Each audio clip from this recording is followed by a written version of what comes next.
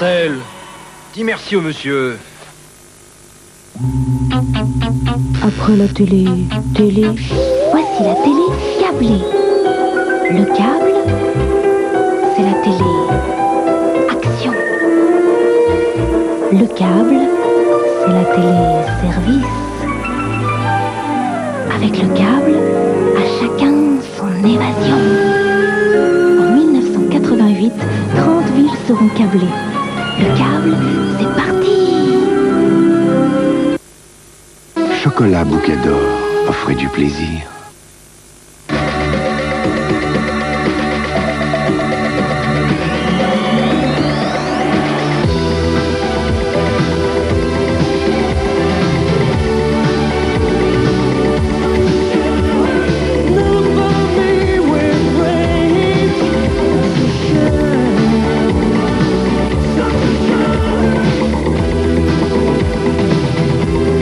Sacré 205, j'aime ton numéro.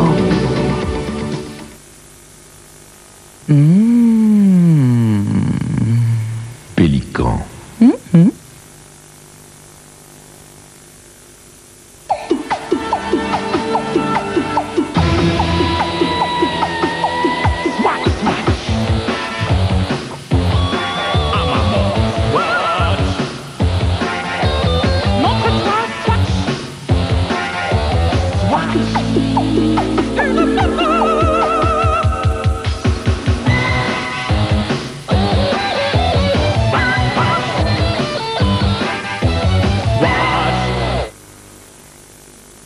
En 3, qu'elle enlève les taches mais sans enlever les couleurs. Et ça, je le mets en 4. En 5, qu'elle soit toute température. En 6, un bon parfum. Mais ce que j'attends avant tout d'une lessive, c'est un blanc absolument parfait. Et sans abîmer mon linge. Tout ça, c'est beaucoup demandé, non? Oui, mais voici Skip Liquide. L'efficacité d'une poudre et l'agrément d'un liquide. Plus complet, plus épais, Skip Liquide se verse tout simplement dans le bac de votre machine. Skip Liquide, mise au point pour toutes les machines. Et en 7, je dirais avoir la paix. Du bricolage à moteur, oh, ça me rend marteau. La boîte à outils électrique. T-shirt, fry, ils n'en fait qu'à leur tête. La vie de la nature, comme celle des mécaniques diesel, peut soudain être paralysée. Il faut alors faire appel à de nouvelles énergies. C'est pour cela que Shell a mis au point son super gazole, Shell Formule Diesel. Shell Formule Diesel, c'est l'assurance de meilleur démarrage. C'est un moteur plus propre et encore plus performant. C'est l'assurance que la vie garde tous ses droits. Shell Formule Diesel, un gazole vraiment super. Médecin? Moi non. Spécialiste en droit de la famille. Profession notaire. Tout a commencé le jour où j'ai acheté un rasoir Philips double action. Comme Philips remboursait 80 francs sur ce rasoir, avec l'argent j'ai acheté des fleurs à Charlotte. Alors, ma douceur, plus les fleurs. Vous comprenez? 80 francs remboursés sur les Philips double action rechargeables. Je grignote, tu gratines, il raclette, nous Richemont. Raclette et Richemont, c'est super bon. Bonjour, c'est moi, Monsieur Financement. Aujourd'hui, je vais vous donner les moyens de rouler en Renault 21 sans l'acheter. Comment? Grâce à ma formule de location avec option d'achat, la LOA. Vous versez un dépôt de garantie de 10 498 francs et un premier loyer majoré de 17 496 francs. Vous avez bien ça devant vous. Et 879 francs pendant 59 mois. Pour en savoir plus, appelez-moi au... Appelez-nous au 05 25 25 25, c'est gratuit. Déjà? Monsieur Financement, le premier service Renault.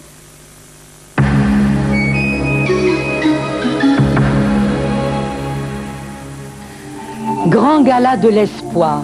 L'espoir, oui, parce qu'un jour, grâce à vous, le sida sera vaincu.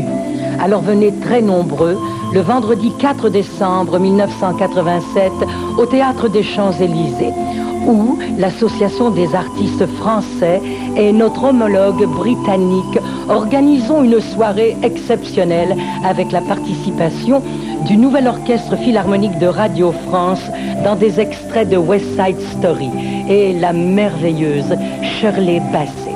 Je vous accueillerai avec Michael York. Mais vous pouvez tous nous aider depuis chez vous, en participant à la grande tombola de l'espoir, c'est-à-dire en découpant dans ces journaux vos bulletins de participation.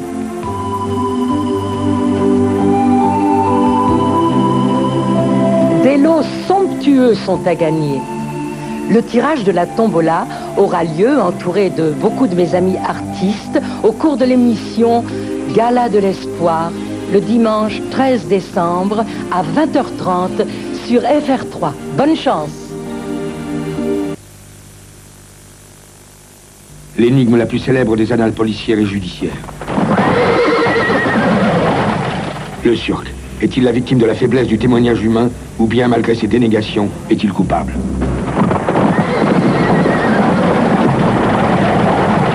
Vous n'allez pas seulement vous comporter en spectateur, mais en juré.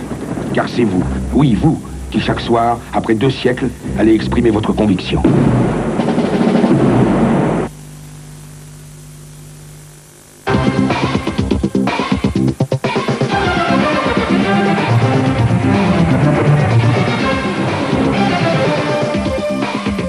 Soir 3, Jacqueline Alexandre.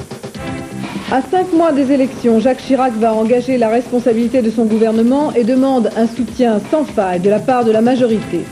Après la libération des otages, Margaret Thatcher et la presse britannique critiquent la France et lui reprochent de traiter avec les terroristes. Les commissaires de police manifestent après l'inculpation de l'un des leurs pour proxénétisme. C'est leur parole contre celle du milieu. De plus en plus de mineurs en détention provisoire avant d'être jugés, certains magistrats qualifient cette procédure d'inutile, dangereuse et néfaste et réclament sa suppression, sauf pour les crimes. Bonsoir. Cet après-midi, Jacques Chirac a décidé d'engager la responsabilité de son gouvernement devant l'Assemblée nationale. C'est la 3e fois depuis 1986, depuis mars 1986. Une décision qui a surpris les milieux politiques et qui a déjà suscité de nombreux commentaires. Françoise Roy. C'est la 3e fois que le Premier ministre a recours à l'article 49.1 de la Constitution, article qui lui permet d'engager la responsabilité du gouvernement devant l'Assemblée sur une déclaration de politique générale. 9 avril 86, un mois après son arrivée à Matignon, Jacques Chirac obtient une première fois la confiance de son gouvernement par 292 voix contre 285. Un an plus tard, le 7 avril 1987, aucune voix ne manque à l'appel. La confiance est votée par 294 voix contre 282. Par ce vote, le Premier ministre demande l'appui sans faille de sa majorité à 5 mois de l'élection présidentielle. C'est jeudi prochain qu'aura lieu le débat suivi du vote à l'Assemblée. Cela avant le départ de Jacques Chirac pour le sommet européen de Copenhague.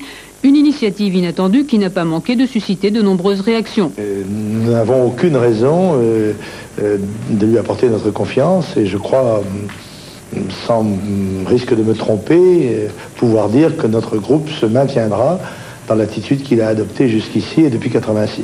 Nous avons le sentiment qu'il s'agit d'une petite opération de crise, que le gouvernement emploie cette procédure de la confiance au moment où sans doute il sent qu'elle lui manque. Mais nous jugerons à ces déclarations de jeudi. Quant à notre réaction, il est parfaitement évident que nous voterons la confiance. Nous avons toujours voté la confiance, nous avons toujours dit que nous la voterions, et nous sommes des hommes et des femmes qui avons l'habitude de dire ce que nous faisons et de faire ce que nous disons.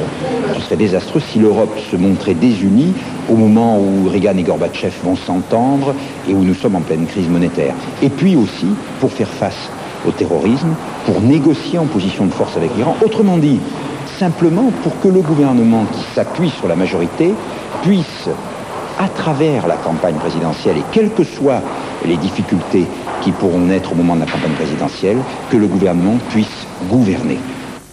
Patrick Jacquin, pourquoi Jacques Chirac demande-t-il une fois de plus, une fois encore, un vote de confiance à l'Assemblée? Vous savez, Jacques Chirac me fait actuellement penser à un surfeur qui vient de trouver sa vague. Aujourd'hui, la vague est porteuse, les indices des prix, du chômage sont plutôt bons, Max Frérot est sous les verrous et 2 otages viennent d'être libérés.